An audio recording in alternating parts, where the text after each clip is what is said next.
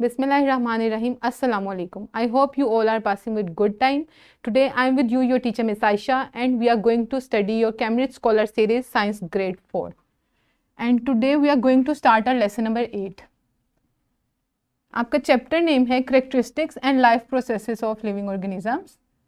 और chapter number lesson number 8 में the SLO we are going to continue is classify plants in terms of flowering and non-flowering plants with examples and analyze the differences and similarities in flowering and non-flowering plants.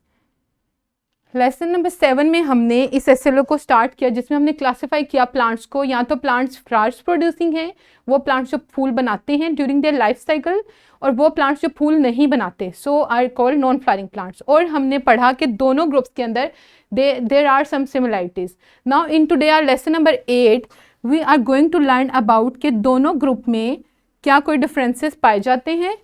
So let us start our lesson regarding differences among flowering and non-flowering plants.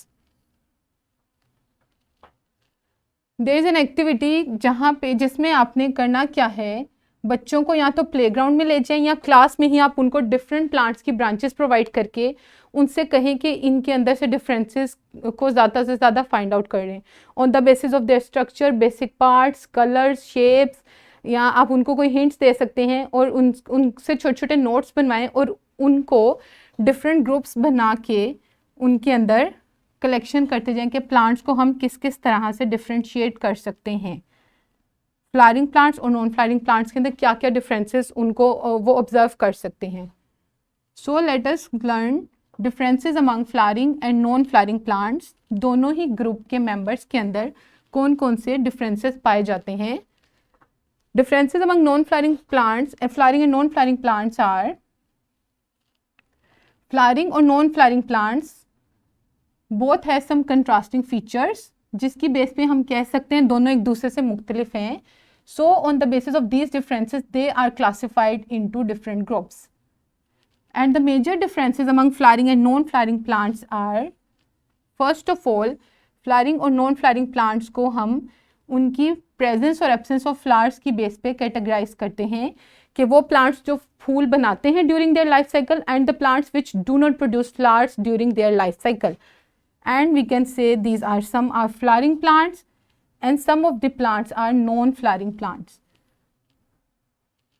Number 1 character on the basis of presence और absence of flowers.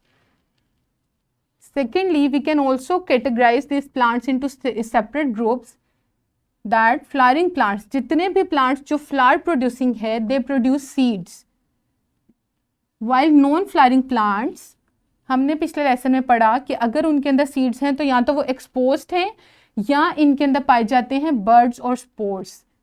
Flowering plants किस तरह से reproduce करते हैं through seeds, whereas non-flowering plants में हमारे पास होते हैं birds या spores. Look at these.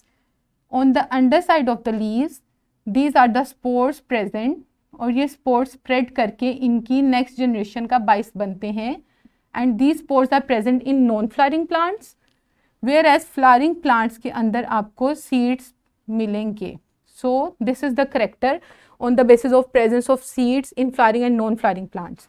और नॉन फ्लावरिंग प्लांट्स में यहाँ स्पोर्स होंगे या अगर सीड्स पाए जाते हैं तो they are exposed. Also we can say some non flowering plants, वो प्लांट्स जो फ्लावर्स प्रोड्यूस नहीं करते, उनके अंदर जो सीड्स पाए जाते हैं they are naked, whereas that of flowering plants के अंदर जो सीड्स हैं दे आर कवर्ड.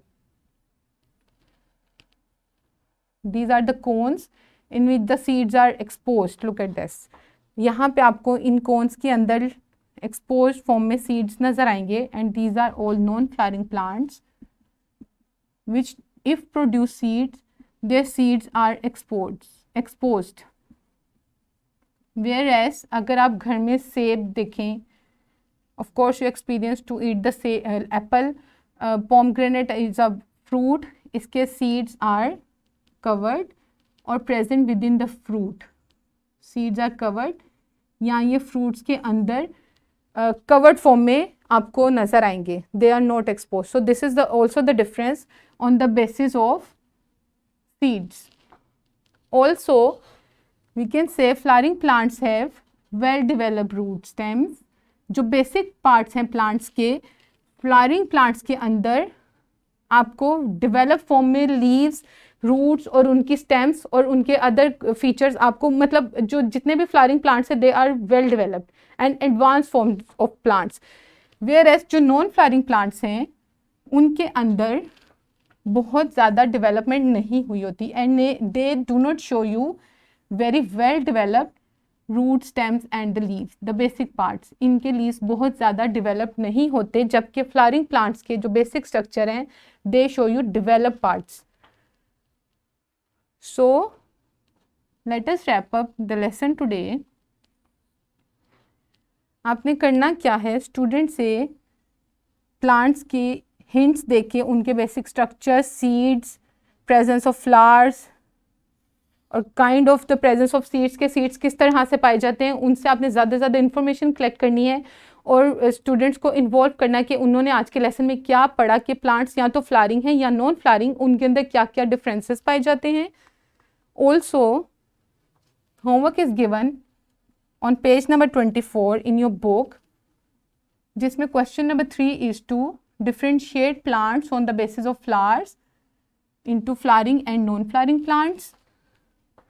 और आप उनको घर में एक एक्टिविटी दे सकते हैं by giving this example. You can also use some edible material, collect some material from their home, at their home, which can you arrange or assemble in the form of plant structure. Look at this, these are the things students will enjoy it very much and these are all healthy. This is a healthy kind of activity. This is the structure of non-flowering plant. These are showing you spores and the leaf structure of non-flowering plants. या फिर आप उनको these are some very commonly available material around us, कि घर में इस तरह से कोई भी मटेरियल कलेक्ट करके you can guide them to make a to assemble the material in such a way कि वो आपको फ्लावरिंग प्लांट शो करें कि फ्लावरिंग प्लांट्स के करेक्टर्स क्या क्या हैं और नॉन फ्लावरिंग प्लांट्स के करेक्टर क्या हैं। Look at this, these are the spores on the underside of leaves of non flowering plant. So you can easily arrange these materials or these separate parts into the structure to show the flowering plant and to show the non-flowering plant. So the concept of the student will get much more clear regarding the topic. At the end, I would say, if you are good, life is good, and be good with others. In the next lesson, we will start our SLO to recognize and appreciate the diversity in life, both in case of plants and animals, and identify ways to protect diversity. Till then, wish you have a very great time ahead. Thank you so much and Allah Hafiz.